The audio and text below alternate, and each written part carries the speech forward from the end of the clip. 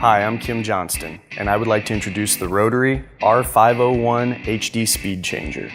This tire changer has independently operated bead braking arms and articulated control panel with hydraulic controls. This 220-volt three-phase tire changer handles maximum tire diameters of 52 inches, maximum tire widths up to 21 inches, has bead breaker power of 13,300 foot-pounds, and a maximum assembly weight of 2,645 pounds. This tire changer is ideal for 17.5s, 19.5s, 22.5s, 24.5s, and super singles. To change an aluminum super single on a R500Plus, first you need to install the aluminum jaw protectors.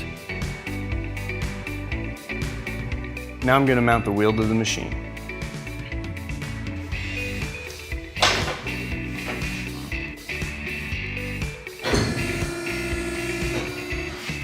So now I'm going to gently press the wheel into its position so it's held by the jaws inside the hub. And you want to check and make sure that it's uniformly seated in the same jaw position all the way around. And then I'll raise the wheel to its working position. We always work all the way up. Its patented ergonomics allows technicians to change tires quickly and safely. And now I'll use the outside bead braking arm to break this bead down so I can lube the wheel and tire.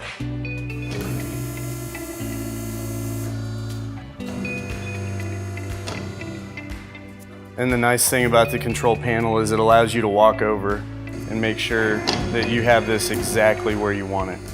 Now grab the paste. I'm going to make sure we lube the tire and the wheel really well.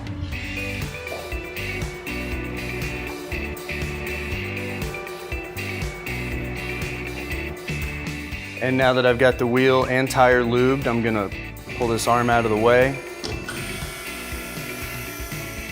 Now in order to lube the back bead and the back part of the wheel, I'm going to use the rear bead braking disc, and I'll bring that to the wheel, and then I'll adjust it so it's just on the outside edge of the wheel using the hand crank. And now I've got that bead broken here, so I'm going to lube the wheel and the tire.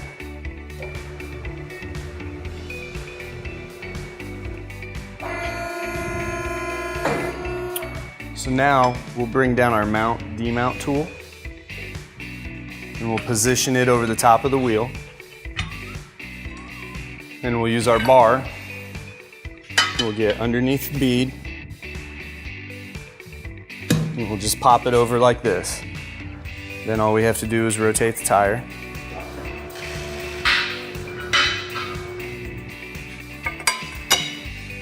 Then we'll press this back and remove our demount tool. Now, in order to take the back bead off, we're going to push it off the wheel with the rear bead roller. This is already in the correct position because you adjusted it to break the rear bead. And all we're looking for is a little bit of daylight. And then again, we're just going to rotate the tire. You may have to push on the tire a little with your hand or pull on it for some traction in case the lube has made the wheel very slippery. Shazam! Now I'm going to show you how to put it back on. We're going to lower the wheel all the way down. And we're going to make sure we lube the tire. We're going to lube the inside and outside bead.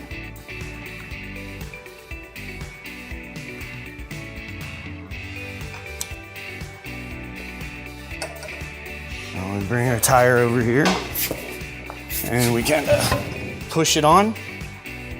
And we'll raise it up a little bit. And you can pretty much always push that first bead on by hand, no problem there. We'll take this up to our working position. Now we're going to apply the aluminum hands-free clamp. So you apply the clamp so it fits around the lip of the wheel, and then tighten it into position. And you want it pretty tight, not He-Man, but tight. And we'll roll our wheel to the top, just past 12 o'clock, and we'll bring our mount tool back in. And because of this wheel, it has a pretty deep drop center. Pull the tire up into that. And then as we rotate it, you'll see that the tire starts to fall into the drop center. The hands-free clamp keeps the bead where it needs to be, and the mount tool helps guide the tire into position. And that's it. We remove our clamp, and that operation is complete once we lower the wheel to the floor. And now I'll demonstrate how to change a 19.5. This is a 16-ply, 19.5 tire on a steel wheel. So now I'm gonna gently press the wheel into its position so it's held by the jaws inside the hub. Make sure all of these jaws are in the same position on the hub. And once it's locked into position, we'll go ahead and raise it up to the working position.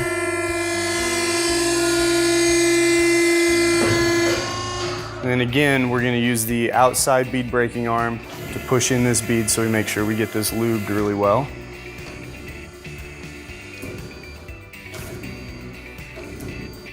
Now grab the paste, and we make sure we lube the tire and the wheel really well. Now in order to lube the back bead and the back part of the wheel, I'm gonna use the rear bead braking disc. And again, as I rotate the assembly, I'm gonna lube this. And I'm lubing the tire and the wheel. And now I'll demonstrate how to dismount this tire. The first thing I'll do is I'll pull my demount tool into position and put it on the rim. Then I'll use my bar. And again, I'm gonna pop that up over the mount tool and rotate the tire.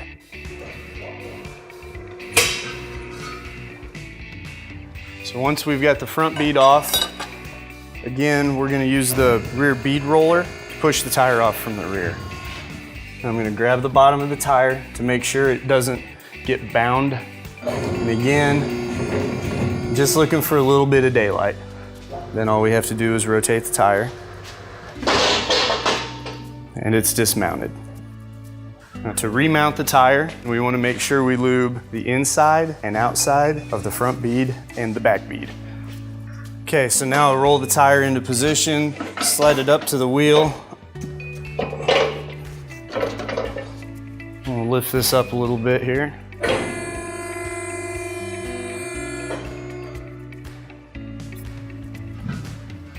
So we'll slide that first bead on, no problem. And we'll go ahead and raise the wheel into working position. We'll bring down our mount head. We'll grab our bar. And we'll use this to help push the bead as the tire rolls. So as I'm doing this, very easily installs that 16-ply tire. And that's how easy it is to use the Rotary R501Plus speed changer.